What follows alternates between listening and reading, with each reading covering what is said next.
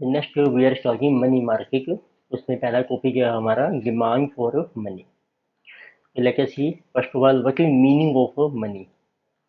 So in this case, money refers to liquid assets which are commonly used and accepted as a means of payment or as a medium of exchange or of transferring purchasing power।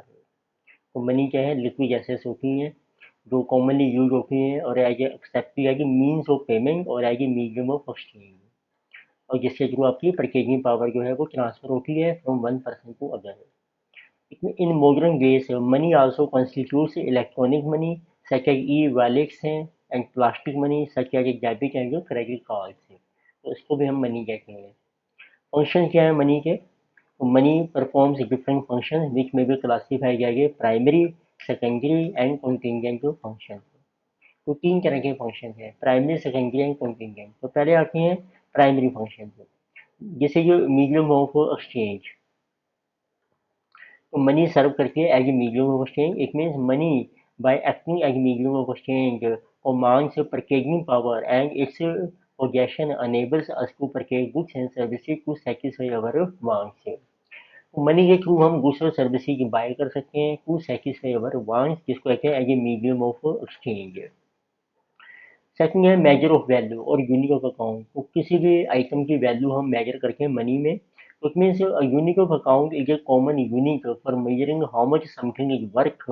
Money is a common major of value. तो money एक common major करता है, जैसे India में है rupees या unit of account in India in which entire money is denominated. It means the value of each good or service is expressed as a price which is nothing but the number of monetary units for which the good or service can be exchanged।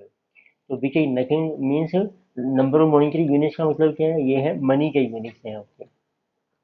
उसमें money help करती है तो किसी भी item की value को major करने में। बेनिफिट्स क्या होते हैं of money as a measure of value? जब हम मनी यूज करते हैं तो उसका क्या फायदा है हमें? So money as a unit of account and as a major denomination of a value provides the following benefits। एक reduces the number of exchange ratios between goods and services। एक मेक्स, जैसे अब different different goods and services हैं, उनको जब आप exchange करोगे हर एक की रेशो अलग बन जाएगी, पर अब सबको मनी में कन्वर्ट कर दो सबकी रेशो एक हो जाएगी। It makes possible to keep business accounts. It allows meaningful interpretation of pricing cost and profit. It makes trade easier for individuals to know how much one good is worth in terms of other goods and services are made comparable through expressing the worth of each in terms of money। तो दो goods की value को money में convert कर दो फिर आप उसको कंपेयर भी कर सकते हो। तो ये हमारे बेनिफिट्स हैं of money as a measure of value और as a unit of account. Thus, money as a unit of account helps in measuring and fixing the exchange values in terms of a common unit and avoids the problem of recording and expressing the value of each commodity in terms of quantities of other goods। अब आपको एक पहले पुराने time में होता है ना, जैसे कोई वीट है उसका प्राइस हमने मेजर कर दिया इन टर्म्स ऑफ राइस की क्वांटिटी में, राइस का प्राइस मेजर कर दिया इन टर्म्स ऑफ मिल्क क्वांटिटी में, अब वो प्रॉब्लम हमारी खत्म हो जाती है मनी से। अब सभी का प्राइस हम मनी की टर्म में मेजर करेंगे। और फिर आते हैं सेकेंडरी फंक्शन। तो पहला है स्टैंडर्ड ऑफ डेफर्ड पेमेंट। तो मनी का बेहतर फायदा ये भी है, आपने किसी को पेमेंट बाद में करनी है तो वो आप कर सकते हैं। इसमें money serves as a unique और स्टैंडर्ड ऑफ डेफर्ड पेमेंट, या फिर money facilitates recording of deferred payment promise to pay, क्योंकि फिर आप उसको रिकॉर्ड कर सकते हो मनी टर्म में। And money as a unique in terms of which future payments are contracted और stated. Store of value, money को स्टोर भी कर सकते हो। मनी के store of value people prefer to hold it as an asset that is as part of their stock of wealth. A person can store money for use as a sum at a future time rather than spending one's money at present। तो money को आप hold भी कर सकते हो future के use के लिए। However in order to serve to as a permanent store of value in the economy the purchasing power of value money should either remain stable और should monotonically rise over time. Contingent function क्या है? जो miscellaneous. Professor Kinley has enumerated some more functions of money as explained below। It helps in transfer of value mean assets and property from one place to another. Money को आप transfer भी कर सकते हो या प्रॉपर्टी एसेट्स को one place to another. Money simplifies the distribution of income as all the factors receive their remuneration in the form of money. Money serves as a basis of credit के लिए आपने credit transaction करनी है, को भी money help करती है. Money increases the productivity of capital which can be put to many uses. फिर आते हैं मेन फीचर्स क्या होते हैं, एसेंशियल्स या characteristics of money.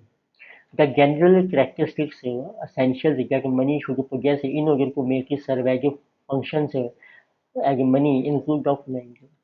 Money should be generally acceptable होनी चाहिए, मनी शुड बी ड्यूरेबल और लॉन्ग लास्टिंग होनी चाहिए, money should be effortlessly recognisable होनी चाहिए, money is not easily reproducible by people. ये नहीं है कि करेंसी नो जैसे हर पीपल ही प्रिंट नहीं कर सकते हैं, इसको रिप्रोड्यूसेबल नहीं होनी चाहिए. मनी की relatively scarce but has elasticity of supply, and money जो पोर्टेबल और easily transported, money possessing uniformity. तो यूनिफॉर्मिटी में जैसे आपकी रुपी 100 का नोट है तो उसकी वैल्यू हर जगह सेम होनी चाहिए. मनी के divisible into smaller parts in usable quantities और फ्रैक्शन से विदाउट लूजिंग वैल्यू. तो कोई एग्जांपल्स हमने किए हैं कुछ मनी इंस्ट्रूमेंट से. मनी इंस्ट्रूमेंट क्रेडिट कार्ड है, तो फंक्शन क्या है इसका, मनी का satisfied by such instrument. A credit card will use as a medium of exchange. एक और मनी इंस्ट्रूमेंट क्या है, token of specific amount of money for shopping purpose के लिए. A token of specific amount of money which can be used for shopping satisfies all three functions of money, namely store of value, unit of account and medium of exchange. Demand for money का meaning क्या होता है, तो money की demanded for purchasing power. People demand money because they wish to have command over real goods and services with the use of money. Demand for money is actually demand for liquidity and demand to store value. So demand for money has an important role in determination of interest, prices and income in economy. तो लोग क्यों demand करते हैं money के, because they wish to have command over real goods and services with use of money. क्योंकि money के use से ही उनको गुड्स और सर्विसेज मिलती हैं एंजॉय करने के लिए. तो कौन से फैक्टर्स हैं जो अफेक्ट करते हैं demand for money. The quantity of nominal money और how much money people would like to hold in liquid form depends on the many factors. तो मनी की जो डिमांड है बहुत सारे फैक्टर हैं, सच है कि इनकम कितनी है, लेवल ऑफ प्राइस क्या है, रेट ऑफ इंटरेस्ट क्या है, real GDP and the degree of financial innovation etcetera. The following are the major factor on which demand for money depends. Level of income. Higher the income of individuals, higher the expenditure, and richer people hold more money to finance their expenditure. Price level. Higher the prices, higher shall be the holding of money. Market interest rate. Higher the interest rate, higher would be opportunity cost of holding cash and lower the demand for money. तो interest रखेगी ज़्यादा है तो better है कि आप पैसे को बैंक में रखो, कैश में नहीं रखेंगे हम, उससे इंटरेस्ट का लॉस ज़्यादा होगा, तो डिमांड हमारी इसका मतलब कम रहेगी. इंफॉर्मेशन टेक्नोलॉजी एडवांसमेंट है, तो आजकल जैसे इनोवेशंस आ रही हैं, इनोवेशन सच है internet banking, application based transfer से and automatic teller machine ATM से reduce the need for holding liquid money. तो इसके कारण भी अब हमें मनी की ज़रूरत कम पड़ती है लिक्विड कैश रखने में. आपको जब जरूरत है आप एटीएम से निकाल सकते हैं उसे गए. तो अब इसकी कुछ थ्योरीज हैं डिमांड फॉर मनी जो डिटर्मिन करते हैं कि डिमांड कैसे डिटर्मिन होती है. डिफरेंट इकोनॉमिस्ट्स तो have propose different theories for demand for money as given below.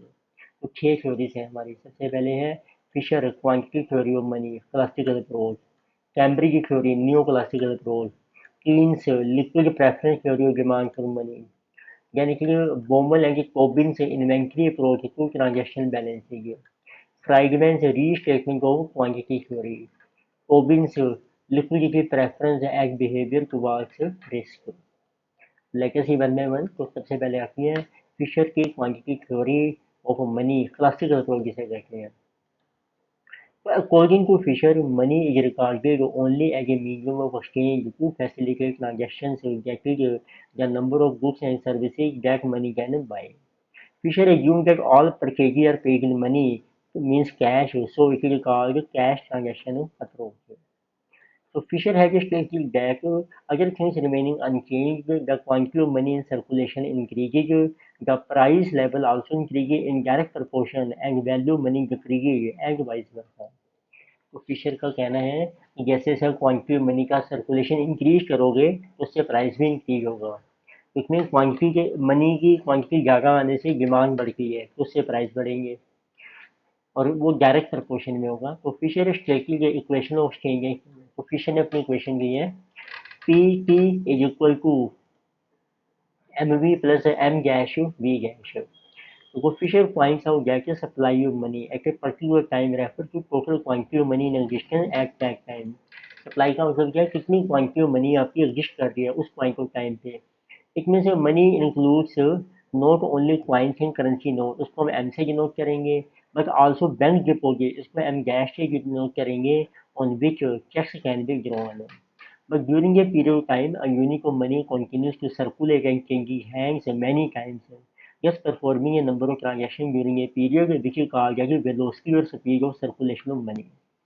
जैसे एक मनी का कोई भी करेंसी नोट है, ये बहुत बार चेंज होता रहता है हैंड टू हैंड पूरे साल में। तो कितनी बार चेंज हो रहा है उसका नाम है वेलोसिटी या speed of circulation of money, उसको हम वी से मेजर करते हैं। Just supply of money in a period of time equal to quantity of money देखो कितनी है multiplied by its velocity of circulation. तो मैथमेटिकली आपकी टोटल सप्लाई ऑफ मनी है M V plus M dash V dash. तो M देखो आपकी है कैश कितना है करेंसी में, ये उसकी वेलोसिटी होगी। एम गैश के बैंक के जो डिपॉजिट्स हैं चेक्स जिस पे ड्रॉ करके हैं, और ये उसकी वेलोसिटी होगी। डिमांड फॉर मनी, तो demand for money refers to amount of money demanded to buy certain goods and services that to perform certain transactions।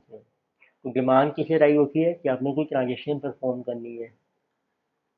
It mean the total demand for money will be equal to number of goods and services which is quality to be purchase and multiplied with their pricing P. तो mathematically जो demand आएगी आपकी वो है आपकी P into P. According to Fisher, value of money is determined where demand for money equal to supply of money। जैसे कि P के equal to M V plus M dash V है, तो उससे प्राइस लेवल आ जाएगा। जो supply of money है टोटल आपकी, इसको डिवाइड कर दो नंबर ऑफ ट्रांजेक्शन कितनी है गुड्स की, उससे प्राइस आपका डिटरमिन हो जाएगा। It means from the above equation it is clear that your price level is determined by following factors। Quantity of money कितनी है सर्कुलेशन में, उसकी वेलोसिटी कितनी है, और वॉल्यूम ऑफ क्रेडिट मनी कितनी है, और वेलोसिटी कितनी है क्रेडिट मनी की। चार फैक्टर हैं आपके। Fisher states that there is a proportional relationship between quantity of money M plus M dash and the general price level. अब देखो पी जो है वो है is equal to M plus M dash, तो ये डायरेक्ट रिलेशन है हमारा। provided V dash and T remain constant and there is a fixed ratio between M and M dash। तो T जो है is a function of national income, so since full employment prevails the volume of transaction T is fixed in the short run, और T जो है वो fixed रहता है short term। Just according to Fisher, the total volume of a transaction multiplied by the price level represents the demand for money। ये आपकी demand आ गई P की according to Fisher।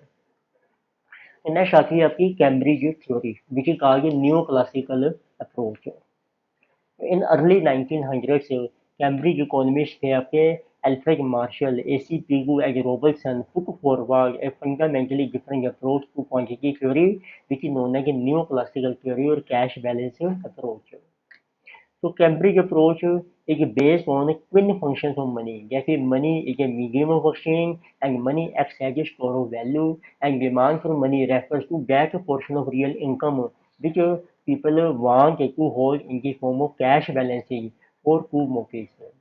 तो जो डिमांड है वो आपकी है it is that form of cash balances जो पीपल होल्ड करना चाहते हैं दो मोटिव्स के लिए, transaction motive and precautionary motive. So transaction motive enables the possibility of a split of a sale and purchase to two different points of time rather than being simultaneous, and precautionary motive refers to money's role as a temporary store of wealth as a hedge against uncertainty। Transaction है जो आपने goods sale purchase करनी है, precautionary होता है जो आपने store करना है to hedge against uncertainty, future में अनसर्टेनिटी के लिए। It mean the Cambridge equation is M is equal to K into P into Y.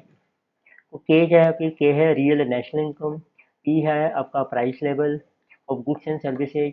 Real होता है कि क्वांटिटी कितनी है गुड्स एंड सर्विसेज की, उसको कहते हैं रियल नेशनल इनकम। तो क्वांटिटी को मल्टीप्लाई कर दो प्राइस से तो बन गई टोटल नेशनल इनकम आपकी पी वाई। तो इसमें पी वाई का नाम है, पी वाई एक जो नॉमिनल नेशनल इनकम मनी में आ गई है, और के है एक जो proportion of nominal income that people want to hold that cash balances, and M is the demand for money.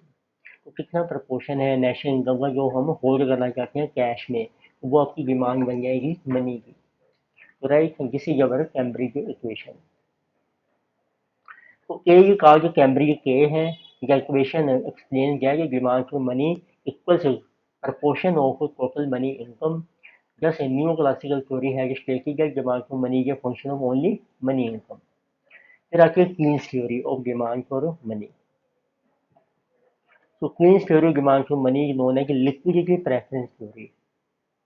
According to Queen's, liquidity means cash and preference means demand. तो इसका मतलब है कि कैश की डिमांड कितनी है, तो वो एक्सप्लेन की है क्वींस थ्योरी ने। इसमें demand for money depends upon the trade between the advantage of liquidity and disadvantage of foregone interest. देखो यदि आप ज़्यादा कैश रखते हो हैंड में, लिक्विडिटी ज़्यादा है, उसका बेनिफिट तो क्या है, एडवांटेज हो रहा है कि हम उसको यूज़ कर सकते हैं, और उसका डिसएडवांटेज भी है, तो उसके ऊपर आपको इंटरेस्ट की इनकम नहीं मिलेगी फिर, जो आपने कैश हैंड में रखा हुआ है। तो इसका मतलब हमने दोनों में बैलेंस करना है। ट्रेड ऑफ का मतलब होता है बैलेंस बिटवीन जो एडवांटेज मिल रहा है लिक्विडिटी से, जो उसका डिसएडवांटेज है। इसमें डिमांड फॉर मनी बैलेंस एक जस्ट रेफर किया है कि लिक्विडिटी प्रेफरेंस है। ये जो लिक्विडिटी प्रेफरेंस है ना, कैश को रखने की जो हमारी प्रेफरेंस है, उसी को कहते हैं demand. According to Keynes, people desire to hold money in cash for three motive. Keynes ने तीन मोटिव दिए हैं, ट्रांजेक्शन मोटिव है, प्रिकॉशनरी मोटिव है, and speculative motive as explained below. तो पहले देखते हैं transaction motive. Transaction motive for holding cash relates to the need for cash for current transactions for personal and business exchange. The demand for money arises to buy articles of daily use by households and to pay for material and services by businessmen. The transaction demand for money is directly related to the level of income and a positive function of the level of income, but not affected by interest rate as follows. तो ये transaction की जो motive की demand होती है वो income पे depend करती है, इंटरेस्ट रेट पे डिपेंड नहीं करती। तो इसमें एम टी ये है, एम होगी demand for money for transaction motive is के इंटू टी इक्वल के पी इंटू वाई। तो वाई क्या रियल इनकम है, पी प्राइस लेवल है, तो पी है आपकी total nominal value transaction during एक पीरियड इन एन इकोनॉमी। तो टोटल वैल्यू ट्रांजेक्शन कितनी है, जितनी पी इंटू वाई आएगी, उसका कितना प्रोपोर्शन है जो आपकी रिक्वायरमेंट है ट्रांजेक्शन मोटिव के लिए। के है आपकी ratio of national income which is kept for transaction purpose, and M की ट्रांजेक्शन डिमांड फॉर मनी। जैसे transaction demand for money is positively related to real income of an economy and also to its average price level। ये देखो, ये आपकी directly proportional है, हमारी direct proportional होती है जब वो इक्वल हो जाती है। सेकंड आता है precautionary motive. People also keep some amount of cash to meet emergencies and unforeseen events like sickness, accident, natural calamity, unemployment, death, etc. The amount of money demanded for uncertain events is known as money kept as a precaution for future, which depends on the size of income and not on the rate of interest। ये भी income के level पर depend होती है, not rate of interest. फिर आता है आपका स्पेकुलेटिव मोटिव।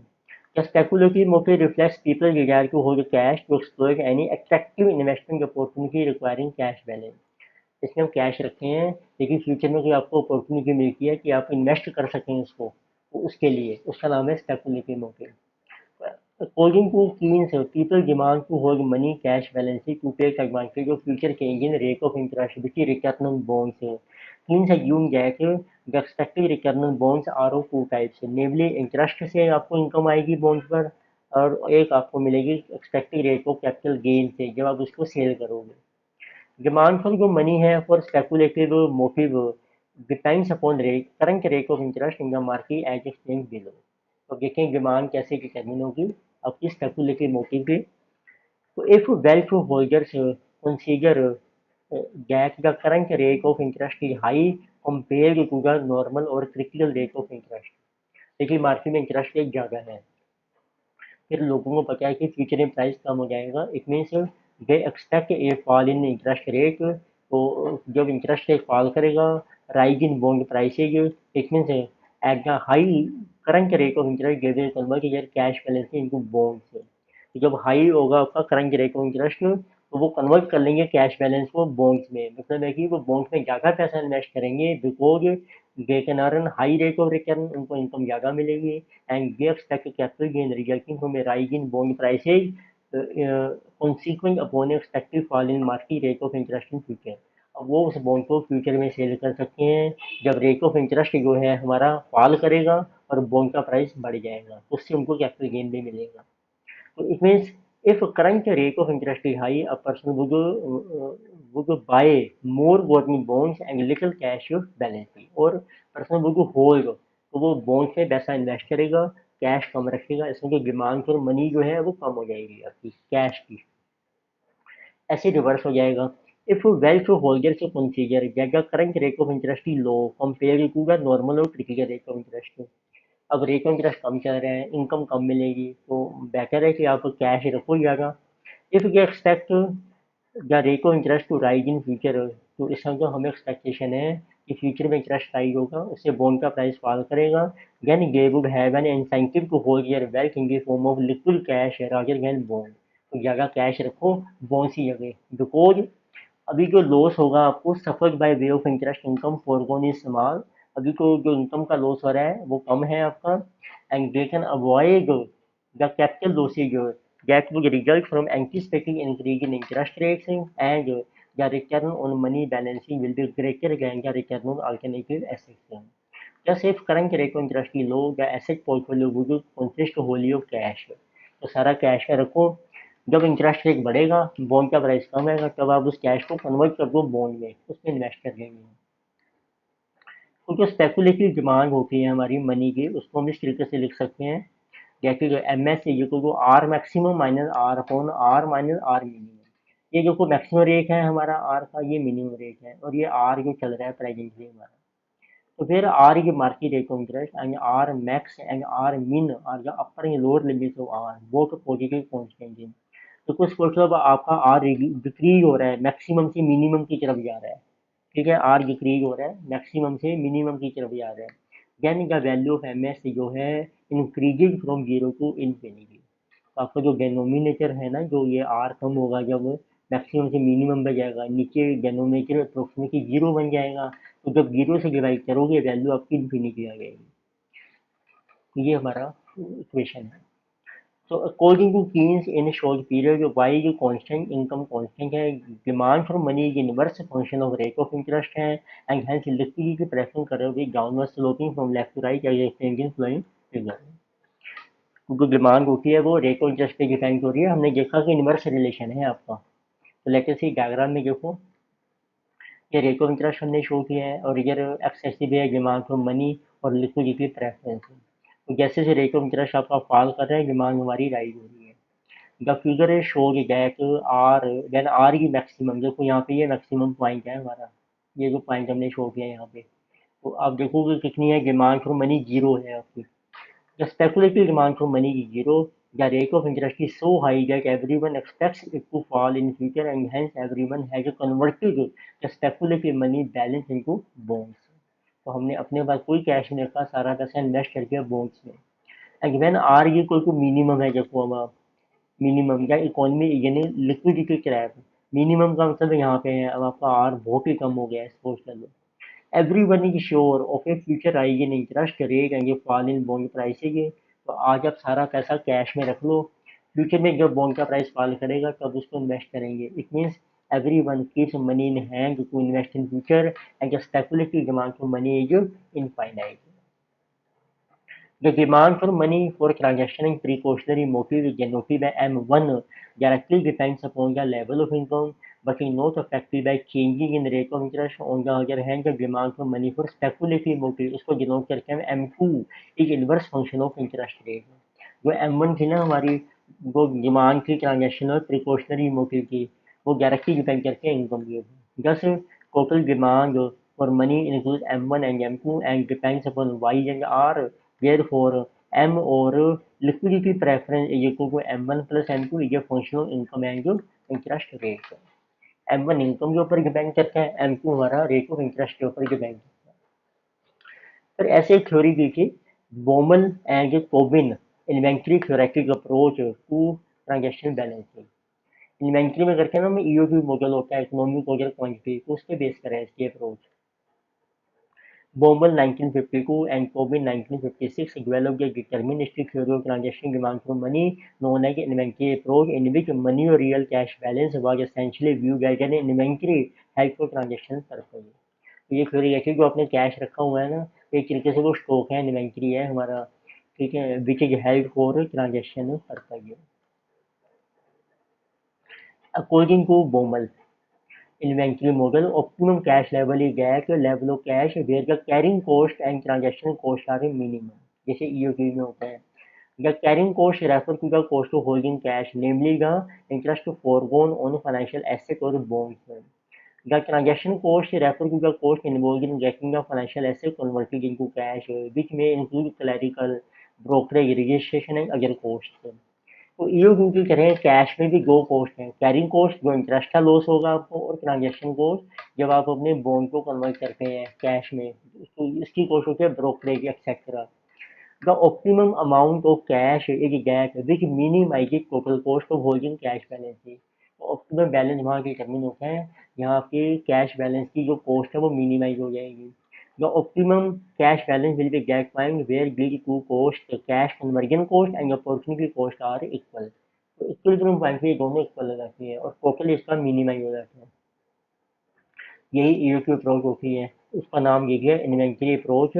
जस्ट या inventory approach states that the choice of the number of times the bond transaction is made determines the split of money and bond holdings for a given income. An individual combines his asset portfolio of cash and bond in such proportion that his cost is minimized। तो इतना cash रखो और इतना bond में invest करो कि इसकी total cost आपकी मिनिमाइज हो जाए। यानी कि जो फ्राइडमैन से री स्टेटमेंट ऑफ क्वांटिटी थ्योरी, तो फ्राइडमैन ने क्वांटिटी थ्योरी को थोड़ा सा मॉडिफाई किया था।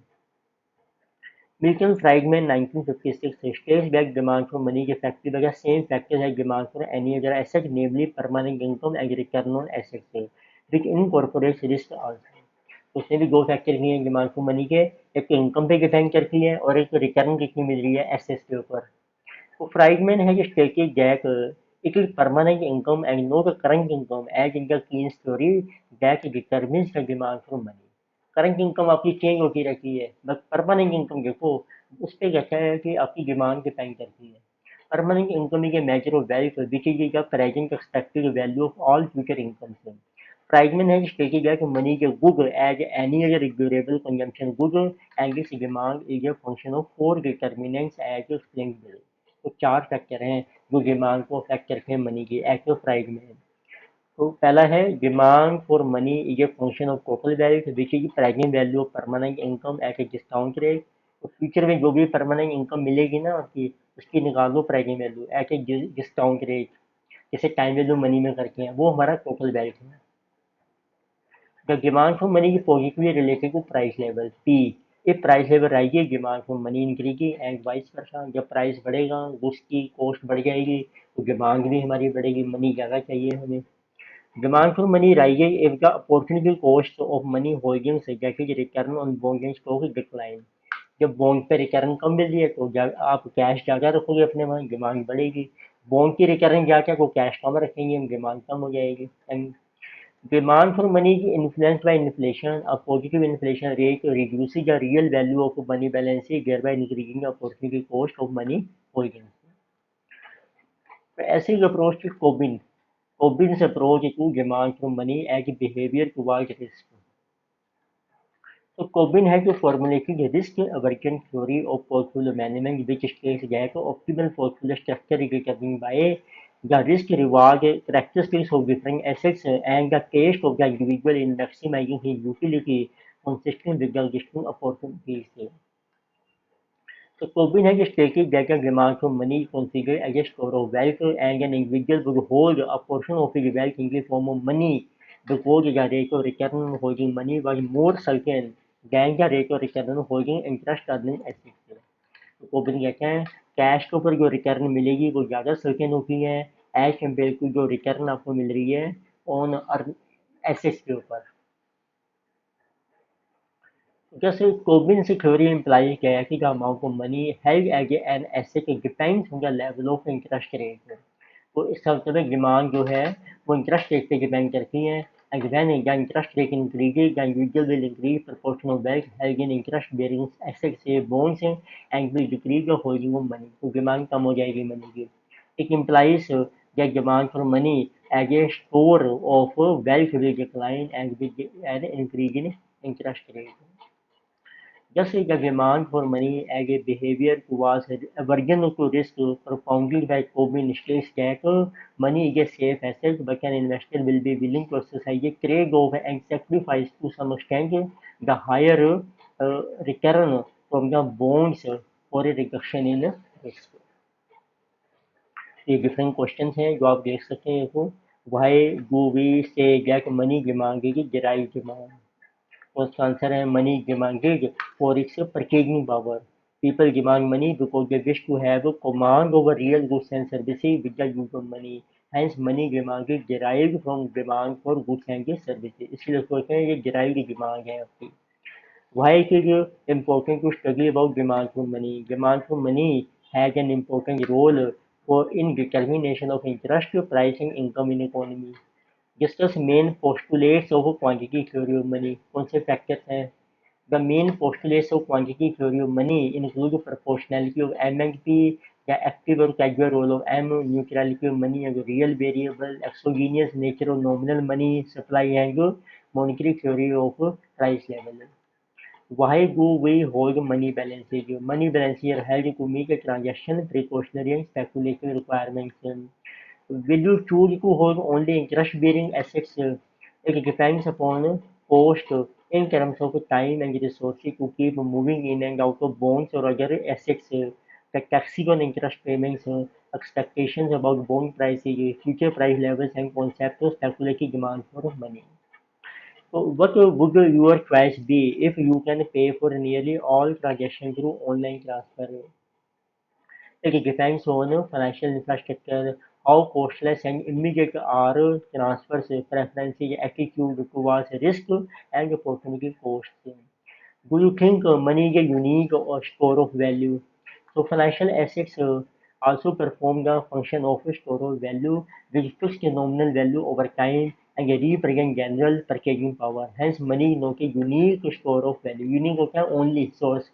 तो ओनली सोर्स नहीं है और भी बहुत सारे आइटम्स हैं गोल्ड है सिल्वर है बॉन्ड्स होते हैं जिसको हम यूज करके आगे स्टोर ऑफ वैल्यू एक्सपेक्ट का कॉन्सेप्ट को डिमांड फॉर मनी पैरा 4 में है answer define permanent income and status relationship to demand for real money balances para 10 में है mention the general features of money C A में आया था नवंबर 2018 में पैरा 3 में किया था हमने explain the different variables on demand for money according to inventory theoretic approach para 9 में किया था हमने मनी है जो 4 फंक्शन है मीडियम मेजर स्टैंडिंग स्टोर चारों फंक्शन बता दो ये सीए के मई 2019 में आया है सेम क्वेश्चन पैरा 2 में मिलेगा answer describe the determinants of demand for money as identified by Milton Friedman in his restatement of quantity theory of money para 10 में किया था हमने तो सेम क्वेश्चन आया था सीए के मई 2019 में तो जिसका अबाउट डिमांड फॉर मनी तो इसका डिटेल पीडीएफ आप डाउनलोड कर सकते हैं जिस क्वेश्चन में आपको नीचे दिया हुआ है थैंक यू